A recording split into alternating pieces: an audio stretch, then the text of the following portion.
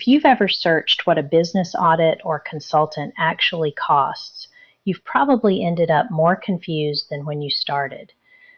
That's not an accident. Almost nobody in this space will actually give you a number. I watched what's actually out there. Videos on audits, consultants, business coaching, the whole category. Not one of them gave a real number for a business your size. Some argued price doesn't matter. Some just avoided the question entirely. So here's a way to evaluate any quote you get, whether it comes from me or somebody else. This is what's actually out there when you search this, and neither one applies to you. The first anchor is enterprise-scale financial and compliance audits. These bring sometimes $175 to $400 an hour for the auditor. That's real pricing, but it's built for companies with compliance requirements, shareholders, and boards. Not a $1 to $2 million service business trying to figure out where its time is going. The second anchor is business coaching retainers. These typically run $500 to $5,000 a month. And here's the part that matters most. No clear end date.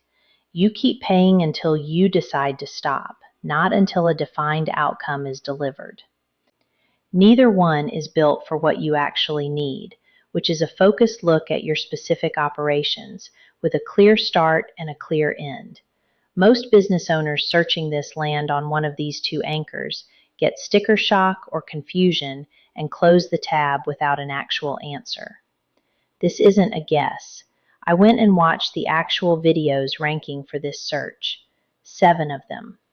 Every single one either avoided stating a price or argued that price doesn't matter as much as value, which is true but doesn't answer the practical question you actually have. So why does nobody just answer the question? Here's the honest answer, and it's a fair one, even if it's not satisfying.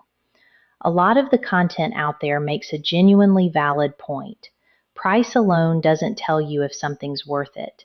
What matters is the result you get relative to what you pay. That's true. A $40,000 engagement that gets you $1 million in value is a bargain. A $2,000 engagement that gets you nothing is a waste. But knowing that doesn't help you budget or decide if you can even afford to start looking into this. So the real answer is, yes, value matters more than price in the end, and you should still be able to get a real number before you commit to anything. Those two things aren't in conflict. You can know a real price range and still evaluate the value once you're in a real conversation. So here's what actually separates a real defined engagement from a $10,000 audit or an open-ended retainer. This is the part I think matters most, whether you work with me or anyone else. A fixed price and a fixed timeline, not an hourly rate that could run anywhere, not a monthly retainer with no defined end.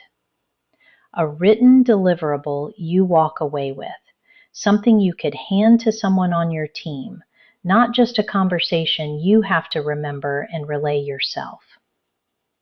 Built around your specific business, not a template applied to every client regardless of what they actually do. If a quote doesn't have a clear scope and a clear end date, it's very likely to quietly turn into an ongoing retainer, whether that was the plan or not. This is the actual filter to run any offer through, mine or anyone else's. Fixed price, fixed timeline, written plan, built for you specifically. So here's an actual number using that exact framework. I'm not going to make you go find this somewhere else. A focused operations audit, the kind that maps your actual processes and gives you a written plan, doesn't need to cost 5 figures, and it doesn't need to be an open-ended monthly retainer.